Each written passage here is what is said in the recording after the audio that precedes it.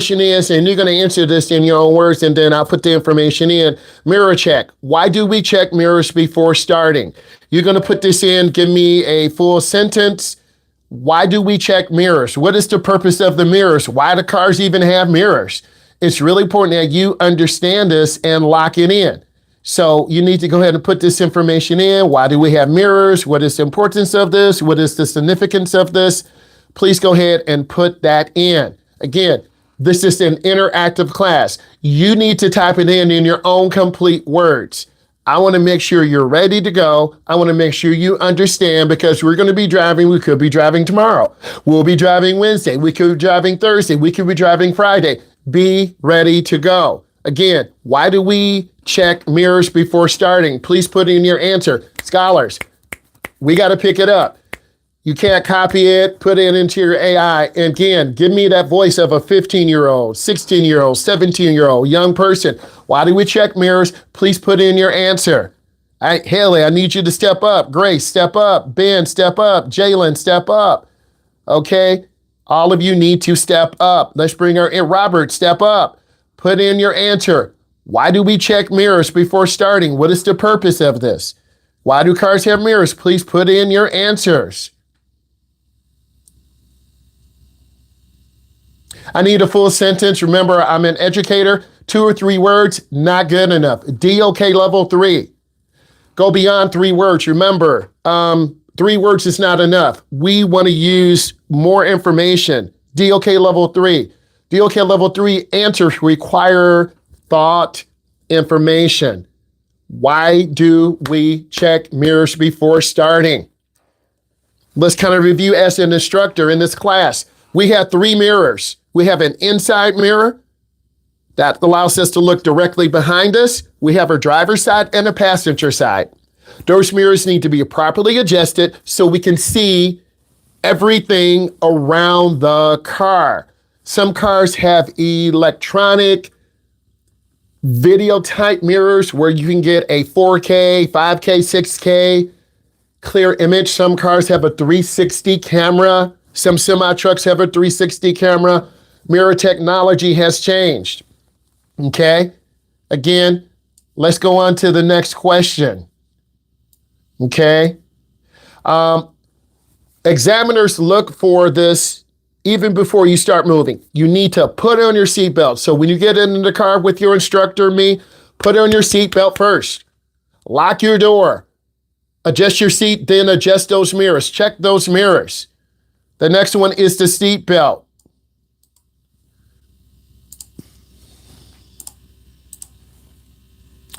And I'll just be popping these questions in. Next question. The seatbelt. Why click it immediately? You're going to tell me in your own words. Why do we click our seatbelts immediately? What's the purpose of this?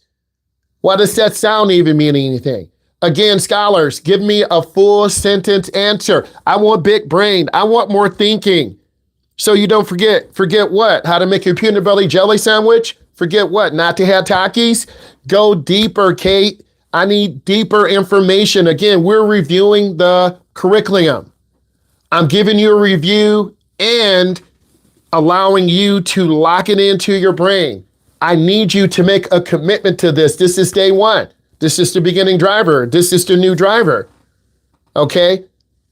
Masterclass, new driver. The response is seatbelts reduce fatalities by 45%. It's the first pass or fail check. If you don't come in and put on your seatbelt, you already failed your test. Come in, lock your door, put on your seatbelt, click it, adjust your seat, adjust your mirrors. Reduces fatality by 45%. It's a pass or fail. Next, we're talking about dashboard lights. And this is really going to help you connect and understand. I need full, complete sentences. Dashboard lights. This is one of the areas in the curriculum that beginning drivers overlook. We're going to pause for a second. Your dashboard has lights. Once you start your car, there's a light. Oil pressure, fuel, temperature of the engine. Is there a trouble code? You as a beginner need to understand this. Again, you're getting everything you need in this class. Can you test with the check engine light? Okay. You want to get it fixed or you'll be sent home. Can you test with the check engine light? Some road testers will say no, go home, or some road testers will say, hey, it's no problem. It depends on the check engine light. It could be a loose gas cap. It could be an O2 sensor. Again, if you don't know what a dashboard light is, we will be going over this information. I need you to give me a full, complete sentence. Remember, I'm front loading the class. You're learning about a check engine light. You're learning about the dashboard. There's so much information. And this is to pre-drive with vision. This is part of our masterclass. Again, these are points that connect to what a beginning driver. Okay? It depends on the light. Next, this is a great one. Thank you, Jackson. Appreciate you. All right, let's keep going.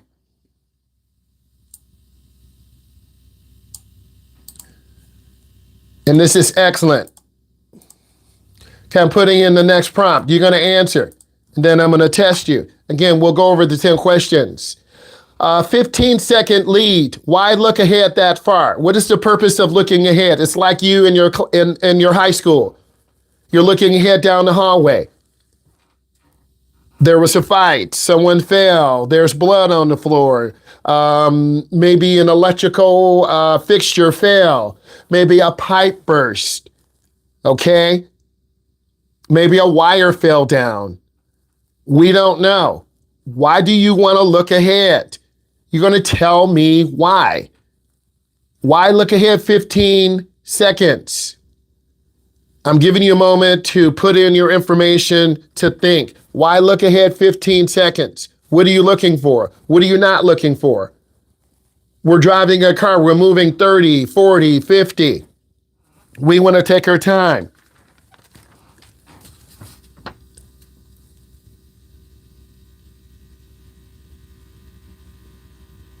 We want to have something called visual lead time. It reduces emergency braking by 40%. Don't get tapped by the car in front of you. A lot of beginning drivers don't pay attention. They have information overload. The light is literally red, but you're so nervous and so overwhelmed, you're going to rear in the car. Or you don't look ahead and there's a traffic jam. In school, it will be there's someone has started bleeding, or an electrical line has fallen from the ceiling, or a pipe has burst. Those things happen in a high school. Thank you, Robert. You never know what's ahead of you. The bridge could be out. Thank you, Robert. I appreciate that. The next point, and this is great information to get you locked in. We're pausing for a second and letting you breathe. What is a blind spot? Why do you turn your head? How many blind spots do you have? So you need to think about this for a moment. First, you're going to learn what is a blind spot. This is driver's education. This is a new driver, a beginning driver, a master class. All this is new. You're a beginner. I want to be thorough. I want to be efficient. I want to front load the class with information. What is a blind spot? How do you check it? Can your mirror reduce your blind spots? We don't know. But you are digging in your information. You're thinking about your mom and dad driving, your big brother, big sister, uncle, auntie, and you need to start sitting up front, Ava. Grace, you need to start sitting up front and watching mom and dad, watching your big brother, your big sister. What are they doing wrong? What are they doing right? Are they in a hurry? If they're in a hurry, what do they do? What don't they do? Do they get up early? Do we always go to Starbucks? They fill up And then they take their time. Do they drop you off early? They're like, I love you. Have a good day. Or, bro, we got to get up. Throw your hoodie on. I'm low on gas. I don't care. We got to go. And then they're flying through the neighborhood. They barely make it to school. And then they're off to work. Okay? We're human. That is so important.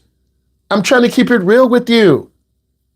So blind spots, you have to turn your head. They are 4 blind spots, left side, right side, front, and back. You look over your shoulder. If I'm telling you make a lane change to left, mirror, turn signal, blind spot. If I'm telling you make a lane change to the right, mirror, turn signal, blind spot. But what are you going to do as a beginning driver? You're going to jerk the wheel. Well, crash because you are nervous. Turn your head. Chin to your shoulder. Chin to your shoulder. Your chin to your shoulder. Quick check. Quick check. I'm driving you tomorrow. I'm driving you Wednesday. I'm driving you Thursday. I'm driving you Friday. I'm driving you Saturday. I'm driving you Sunday. I'm trying to get you done. Why do you turn your head? What's the purpose of this?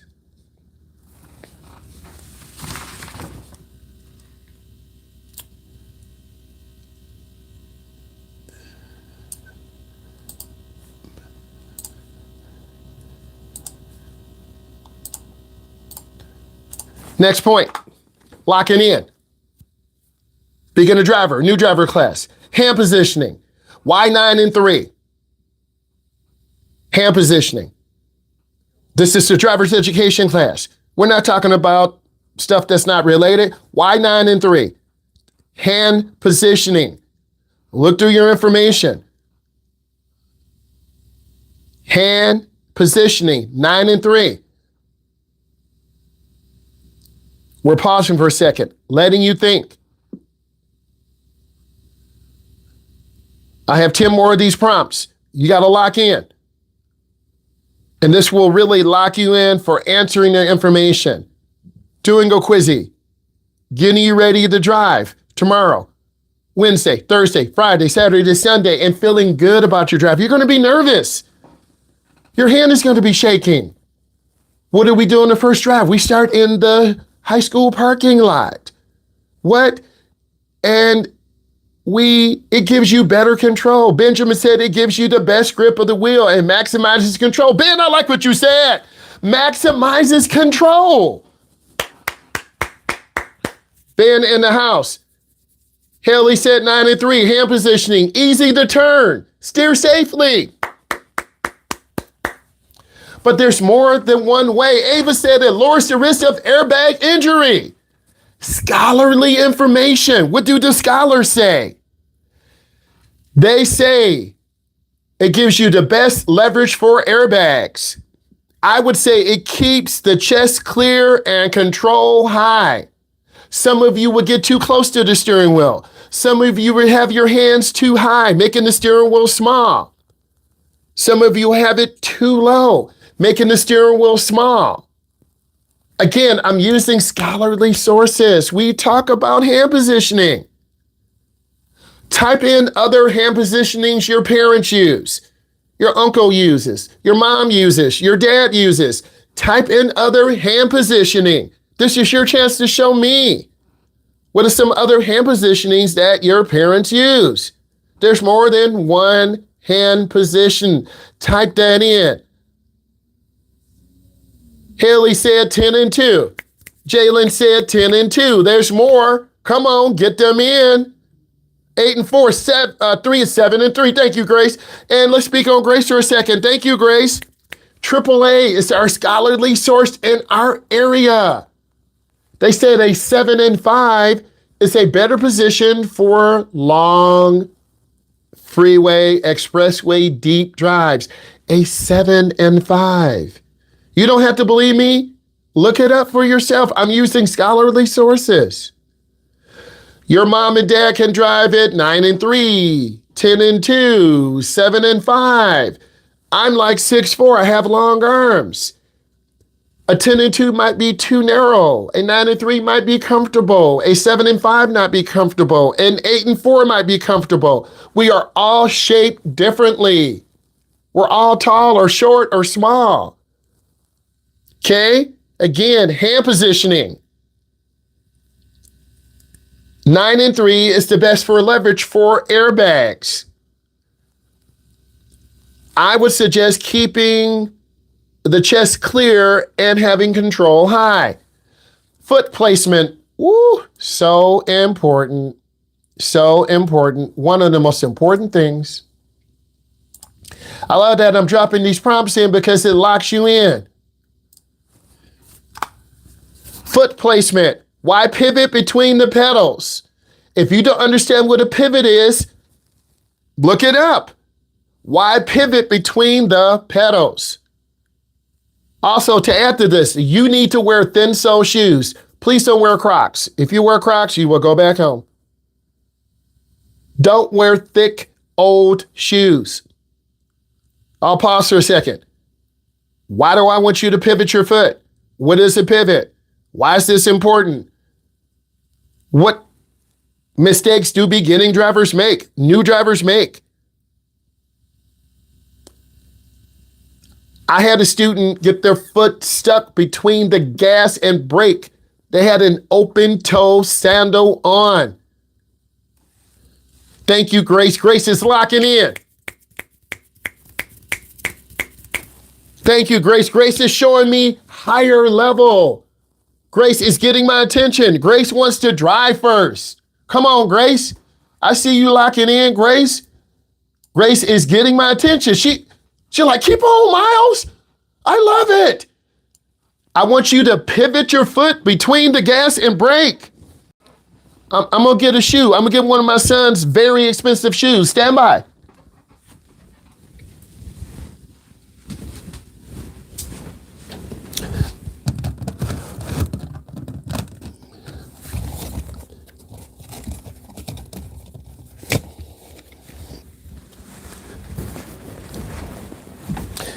You will laugh, but this is great. Okay, my son, I believe these are KDs. I believe. He loves shoes. He wears size 14. I got a big foot too. He's a big guy. So right foot only. We check it. We want to use the ball of our foot. Ball of our foot. Some of you use the tip. Your foot will slip off the brake. We'll hit a car. Again, please listen. We are driving an automatic. Our left foot goes to the dead pedal. You should be able to tell me what the dead pedal is. Your left foot goes to the dead pedal. We drive with our right foot only. We're pivoting our foot between the gas and brake. Your heel stays on the floor, the floorboard. You pivot your foot between the gas and brake. This is the gas, it's to the right. The brake is in the middle. Some of you will lift your foot and your foot will get stuck. I know you're listening. We got two Graces. Lock in, both Graces and Grace. Grace R and Grace H, lock in. What mistakes do beginning drivers make? You should be able to tell me. Why don't I want you to wear a really thick sole shoe? What is the problem? But some of you won't listen. Don't wear a Croc. Too thick. Again, our heel belongs on the floor of the dashboard. You pivot your foot. I'm actually going to show you. Your left foot goes to the dead pedal. You pivot your foot between the gas and brake. Pivot. A lot of beginner drivers will pick up their foot. Your foot will get stuck, what, between the gas and brake. Some of you won't use the ball of your foot. You're going to use the tip. Your foot will slip off the brake. Or some of you, don't laugh. This is my fancy box. Let's pretend this is your brake. Some of you won't have your foot. Sorry, come on, camera. Some of you won't have your foot all the way on the brake. If you have the tip of your foot on the brake, it slips off. We crash. Some of you will have your foot up too high. You'll hit the driver security mechanism for a driver's head car. Have the ball of your foot. So when you push, you get leverage. Some of you will have your foot all the way to the edge. You won't get leverage. I'm giving you facts right now. But some of you won't listen when you drive tomorrow. Again, If your foot's on the tip of the brake, it will slip off. That's what's going to happen. Also, beginning drivers don't understand how much brake pressure you need. Some of you will push too fast, we get rear-ended. And then you'll see my beautiful brown eyes look at you and say, don't slam the brakes. You'll say, huh? What? Because you haven't learned how much brake pressure you need. Again, let's review before we go on to the next. Very important. Foot placement. Don't have your foot all the way up. You're going to hit the braking mechanism for the driver's head car. It's a dual brake vehicle. Don't have your foot all the way down. Your foot will slip off. Have the ball of your foot. Don't laugh. This is my fancy little pencil box. I know it looks nice. You want to have your foot even and use the ball of your foot. This is you pushing the brake. Okay? Some of you will panic. This is your gas pedal. Sorry, I don't have two boxes. This is your gas pedal. Some of you will slam the gas pedal and the car will jerk. So pedal pressure is important. Okay? Then sole shoes. Again, my son's shoes. He's got a little case. He's got a little case. He loves shoes. Nothing wrong with that. You probably don't want me touching them. Don't care. But foot placement. So, and what do beginning drivers do? They look down at their foot and your eyes should be on the road. They look down at their foot. Your eyes should be on the road.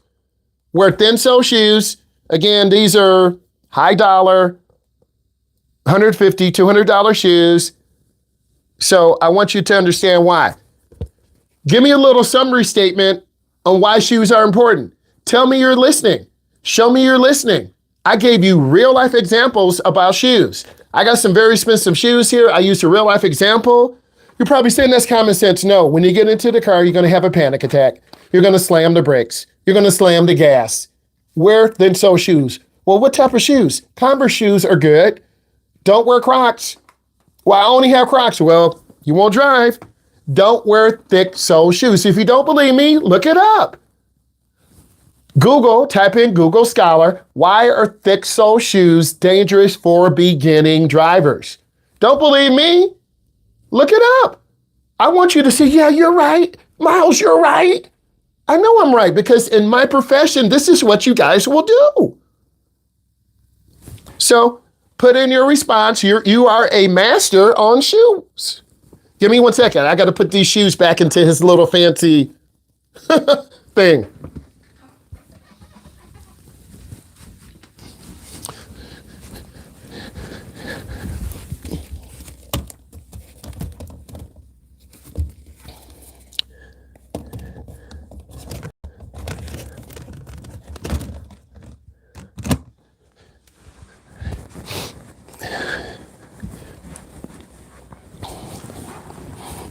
Remember, I'm front loading the class.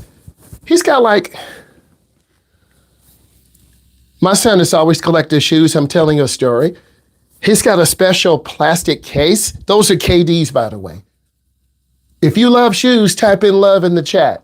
If you love shoes, type in love in the chat. I'm typing in love too. If you love shoes, type in love in the chat. Come on. Shoe game. Shoe game. Right?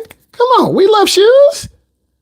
I see you, Grace. I see that smile. Grace is ready to drive. I want to drive right now. You can't drive the first day of class. They made that a rule. Right? Again, bulky shoes. You're like, oh, that's right. And then when you drive with mom and dad, they're like, no. And you're like, mom and dad, what's wrong?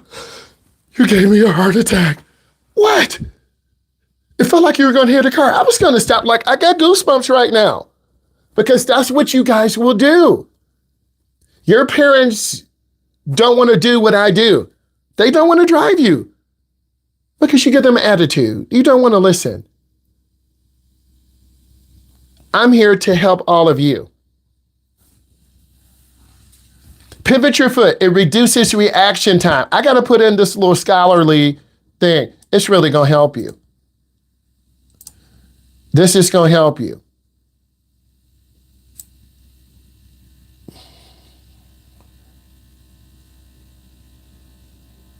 I'm putting all of this in.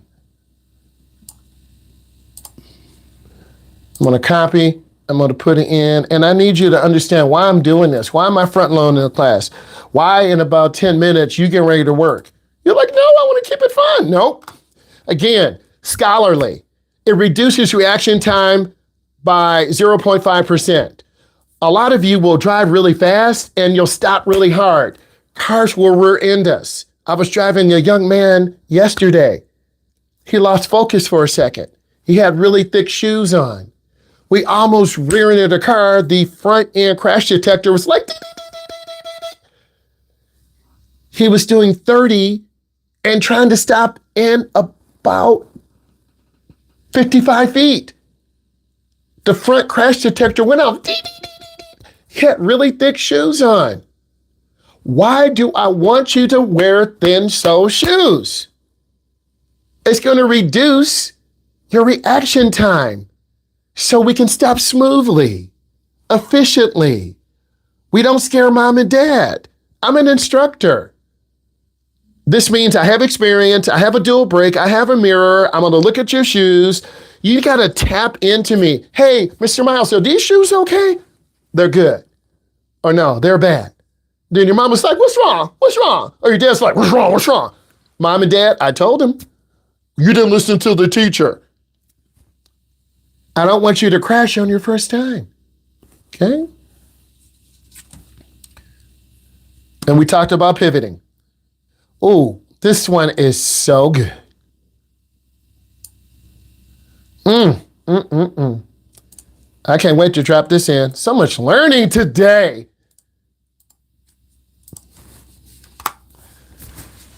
One hand steering, is it okay? Yes or no, and tell me why. You can't just put no. Tell me why. One hand steering, is it good? Yes or no? Tell me why. While you're typing, I'll have some coffee. Good stuff. I'm glad I'm front loading the class. And when this is done, we'll go over the stuff from Quizzy. Then you guys can get going. We'll show you some videos in the end. Why is one hand steering? Is one hand steering good? Is it bad? You know, my mama does it. My dad does it. My uncle does it. Grandma, I'm not teaching your mom. I'm not teaching your dad. I'm not teaching Auntie Louise. But many of you won't listen. I'm going to pray. Listen. Listen, listen, listen.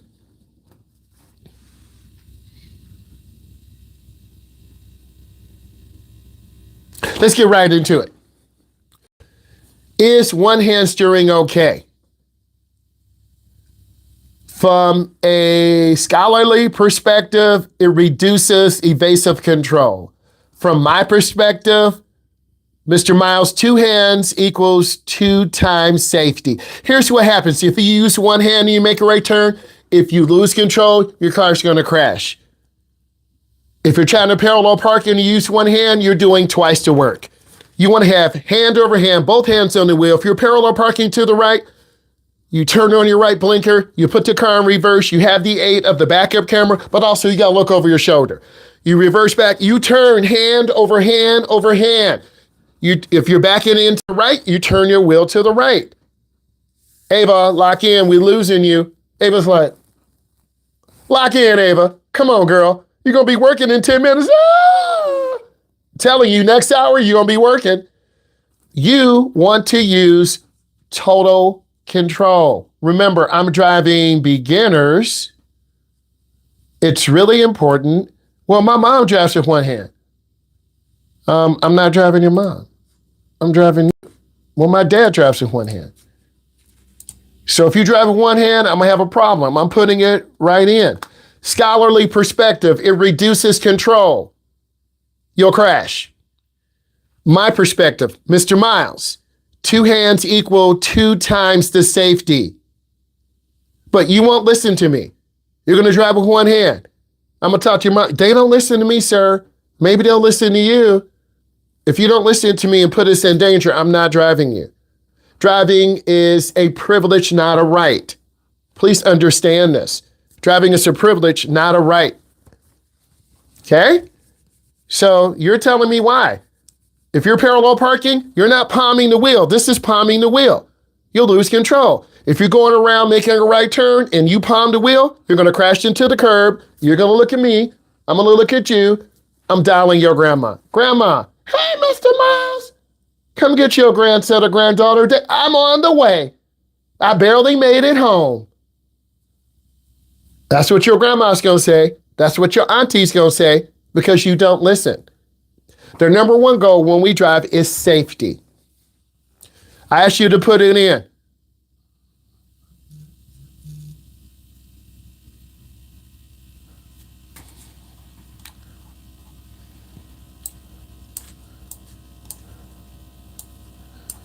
Give me 1 second.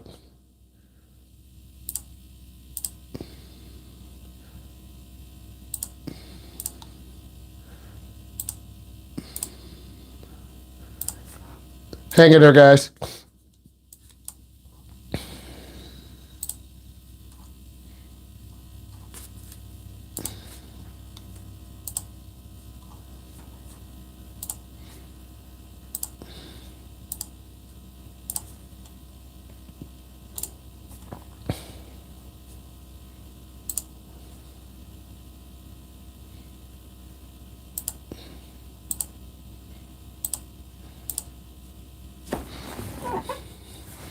One hand. Typically, students think they can drive, they end up crashing. We don't want to drive with one hand. It's a dangerous maneuver because you can lose control. We are not trying to lose control of the car.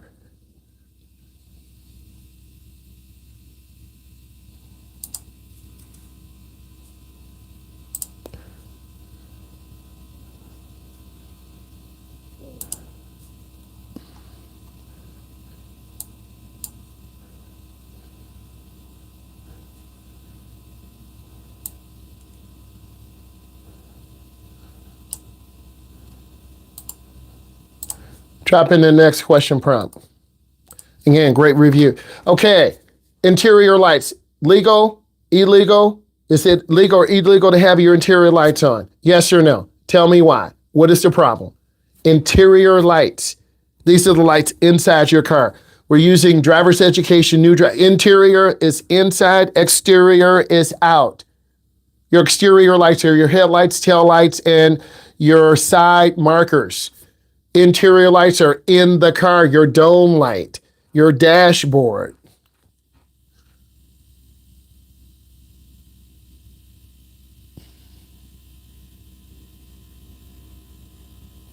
Why is that important? What is it? What is the significance? Please put it in. Remember, I'm front loading the class. You can ready to work. We'll go over the answers to the quiz in a moment.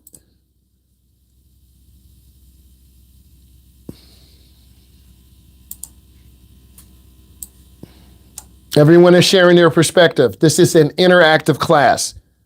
You get in what you put in.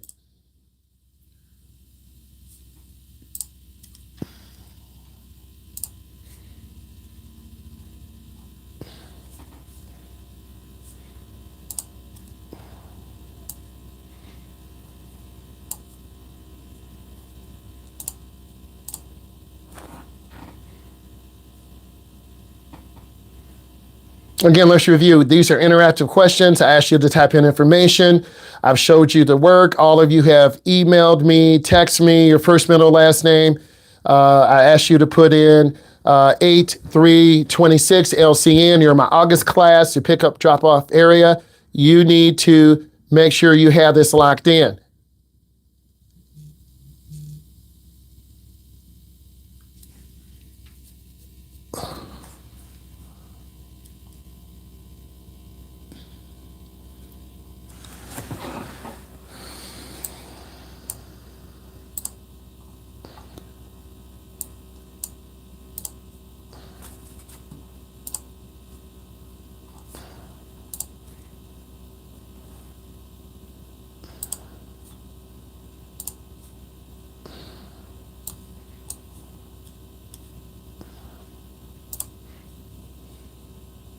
Okay, your exterior lights. It ruins your night vision and it keeps it dark when it's safe. So if you have your interior light on, it ruins your night vision and it does not keep you safe. So we want to stay safe. We do not want to drive with the interior light on. I ask you to put in this information. We're trying to get it rolling. Okay. Scholar, it ruins your night vision. Your night vision is obviously when it's dark. You keep your interior light off. It keeps it dark in the car so you can have more visual acuity. Visual acuity is your ability to see at night.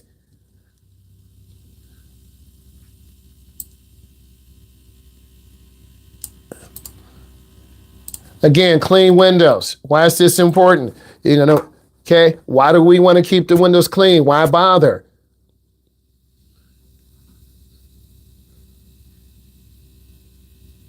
Why is that important? Why did they mention this in the course packet? Clean windows. Why do we go and get gas? I have you clean the windows, wipe off the headlights, wipe off the tail lights, clean the side windows, clean the front. Take pride in your vehicle. That's very important. I want to keep it moving because we got to pick it up. Everything is good. You got 45. So you want to have clean windows. You want to be able to see. It reduces your visual acuity or your visual clarity. And that's really important that you understand this information. Visual acuity, visual clarity. Visual acuity is your ability to see.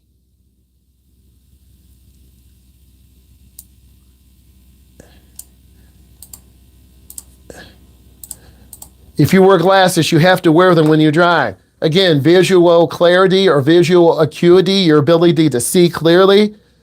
It does reduce stress. If you can't see, you're going to be more stressful.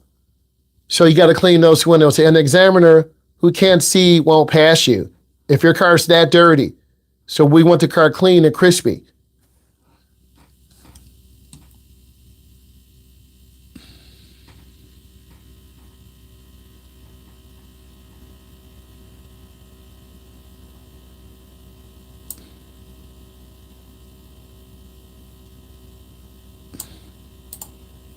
Another great question.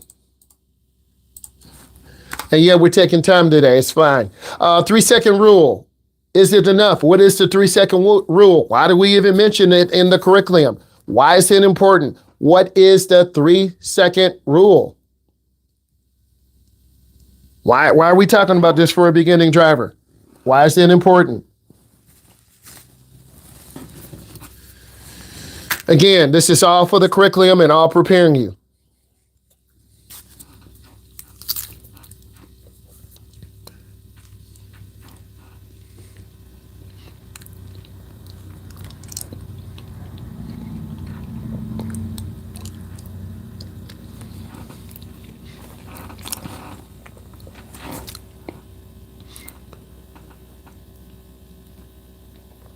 The minimum following distance is 3 seconds, minimum.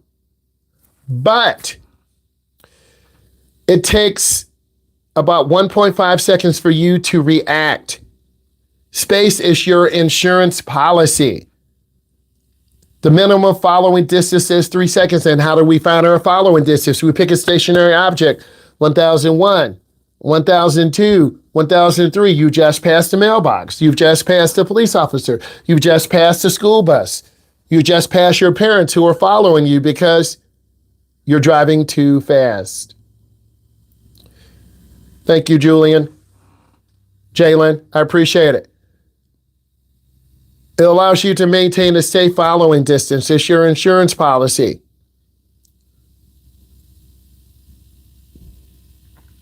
You want to keep your eyes on the road. I have to put this, there are 3 or 4 more. I'm not going to rush. This is really good information because it's really going to help you when you guys drive. I'm not going to rush through this information because I want you to be better than my last month's class. So I got to put in information to help you.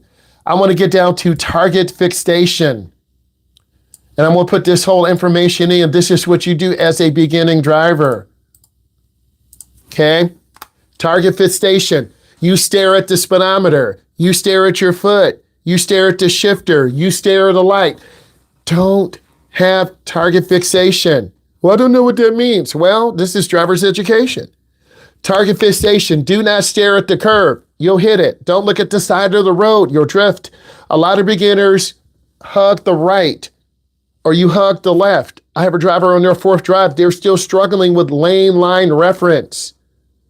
They are still struggling with lane line. You walking in the hallway at high school. You're hugging the right, hitting the locker, walking into seniors. Hey, freshman, stop.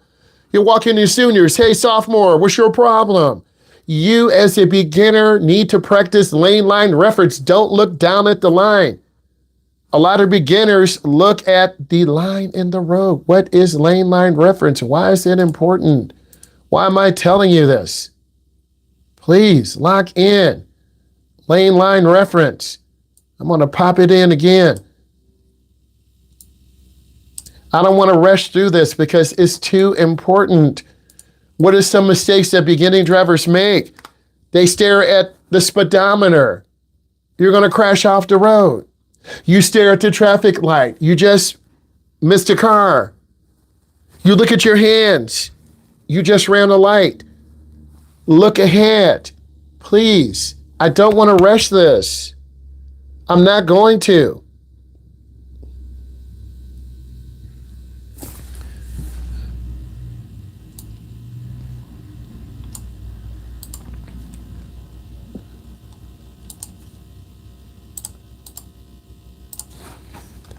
Next. Okay. Braking. Why smoothly over hard? Again, it goes back to your shoes. The scholarly view, it saves 10% fuel and brake wear. A lot of you will slam the gas, slam the brake. We'll get rear-ended. Beginning drivers tend to slam the brake. We'll get rear-ended. You'll scare your mom and dad. You'll rear-end the car because you don't know how much pedal pressure to use. You have your foot in the wrong spot. So it's multiple reasons. You know how to drive, but you have the wrong shoe on. You know how to drive, but you brake too late. You know how to drive, but you slam brakes. We get rear-ended and you fail. Wear thin-sole shoes. Use the ball of your foot. Squeeze the brake. You never hear me say, hit the brake. Ava, hit the brake. Grace and Grace. I will never say that. I will say squeeze the brake. Imagine an egg under the pedal. I need you to type takeaway. Type takeaway. Takeaway, semicolon. Type 3 things you learned. All of you in this virtual class. Type takeaway, Takeaway, semicolon. 3 complete sentences on what did you learn?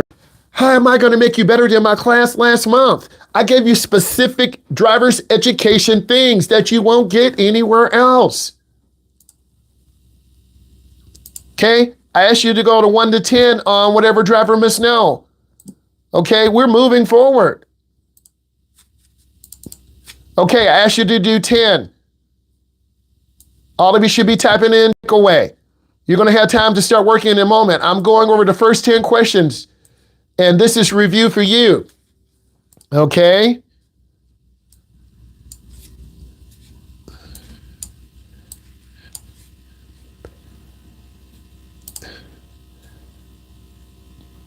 So we're looking at questions. Our data won't be as accurate because there are 40 questions, but I want us to do the first 10. Who needs a driver's license? So this is anyone who is coming, a new driver into the United States or a state. You're going to have to take a test. They want to test your general knowledge. How many driver's licenses are you allowed to have? 1 driver's license. 1. Okay? 1. You're allowed to have 1 driver's license.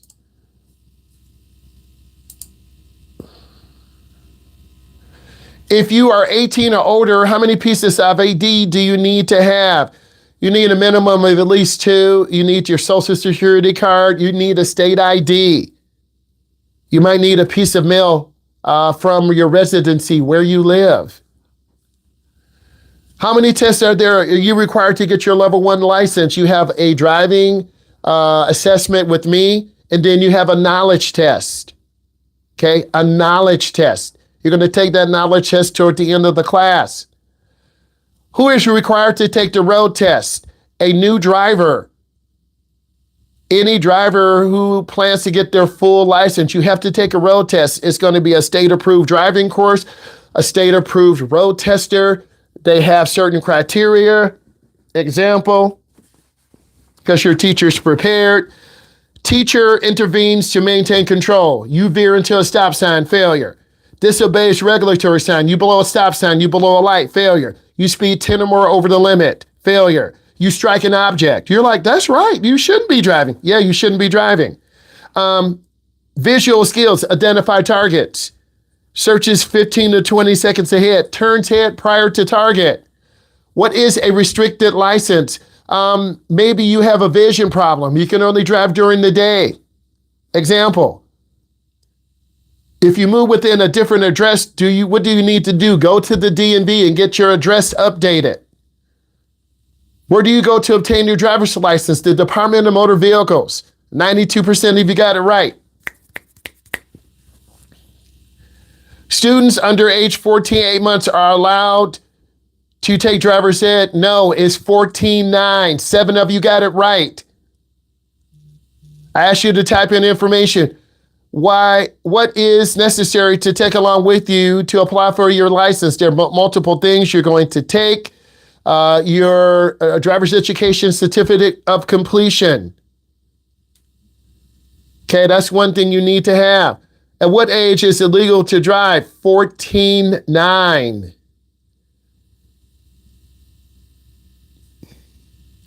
Now you're going to work. I'm shining like a diamond. You have work to do. Stand by, hold on. I want to thank you for joining the Masterclass. New drivers, beginning drivers, subscribe. And tell me what is one thing you would do to improve yourself and to prepare for driving. Again, tell me one thing you would do to prepare for driving. Subscribe. Become a better learner. Thank you.